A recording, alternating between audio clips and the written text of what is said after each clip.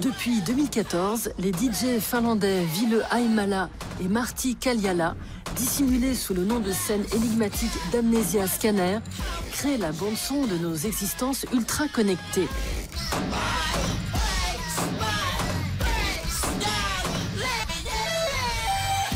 Mais ces utopistes du dance floor vont encore plus loin. Ils ont inventé des soirées clandestines aussi intraçables que les crypto-monnaies, les crypto-raves. Alors les garçons, ça ressemble à quoi une crypto gueule de bois? Ça ressemble à ça. À nous, là, maintenant. C'est une nouvelle manière de se réunir. Exactement. C'est un événement qui s'auto-organise.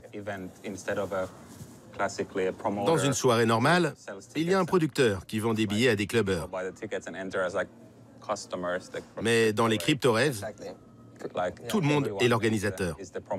Oui, une crypto-rêve n'appartient qu'à elle-même. Décentralisé pour mieux danser, telle est la devise d'Amnesia Scanner.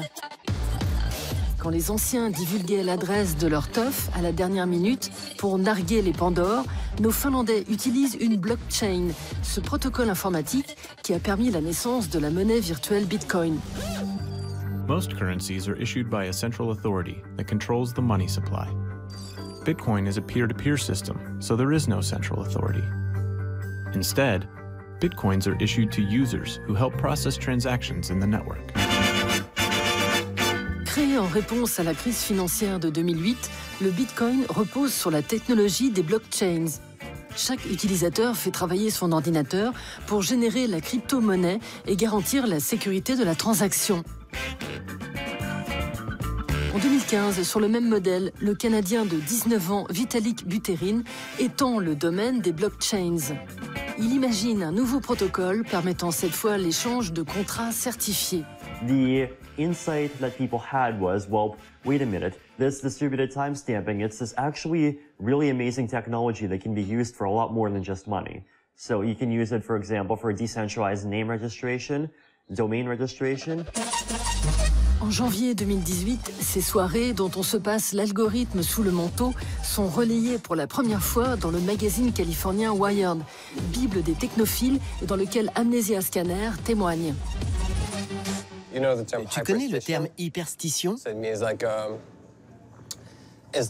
C'est une idée que tu lances. Et cette idée est si attrayante, si intéressante, et si puissante que cette idée devient une réalité.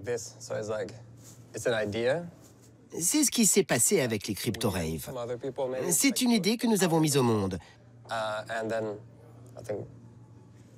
Et d'autres personnes l'ont rendue réelle. Mais entre nous, t'as compris que c'était pas un vrai truc, hein? Un an après l'invention du concept dans Wired, une dizaine de crypto-raves voient le jour à Athènes ou à Berlin. Comme dans une rave party, le lieu est tenu secret.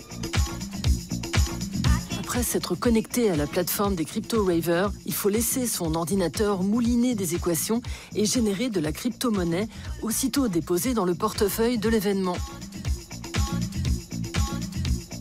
Au bout de 12 heures, le CryptoPass est enfin délivré. Il y a quelques années, les gens étaient hyper enthousiastes à propos des blockchains. On pensait que ça allait tout changer, instantanément. Toutes nos manières d'interagir, d'échanger. Et on s'est dit que l'une des choses les plus évidentes, enfin, peut-être pas si évidente que ça, mais l'une des choses que cette technologie pourrait repenser, ce sont les rassemblements pour danser ou faire des raves. Avant de troller le monde de la tech, les deux visionnaires, originaires de Turku, sur la côte est de Finlande, se rencontrent dans le studio d'architecture où ils travaillent et commencent à taquiner les platines lors des soirées organisées par leur studio. Sentant l'alchimie prendre en 2009, ils forment un duo sous le nom de Renaissance Man. 5 ans plus tard, Ville et Martti passent du côté obscur de l'électro avec Amnesia Scanner.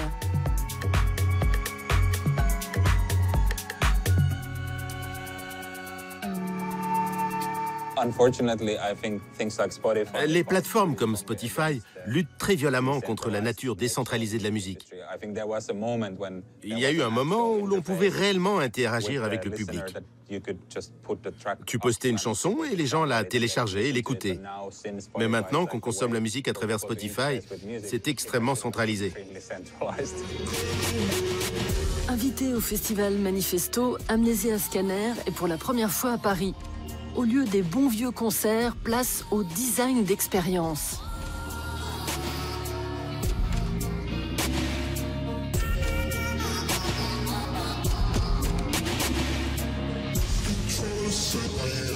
C'est un peu lobotomisant, c'est un peu corrosif, je sais pas, je suis dans une espèce de transe. Ah, si c'était un film d'horreur, je pense, plutôt. Je pensais que c'était plus violent, presque insupportable, mais en fait, non.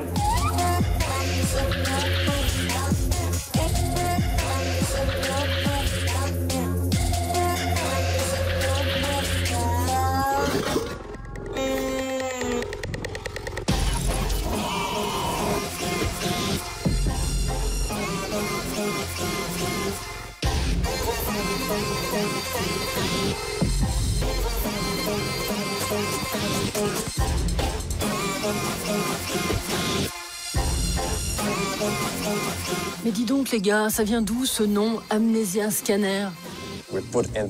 On a mis Renaissance Man dans un générateur d'anagrammes en ligne. Et Amnesia Scanner est sorti. Et on s'est dit, c'est dingue. C'est un meilleur nom que Renaissance Man.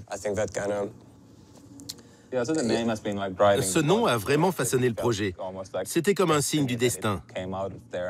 On ne comprend pas vraiment ce que ça veut dire, donc notre but, c'est de trouver sa signification.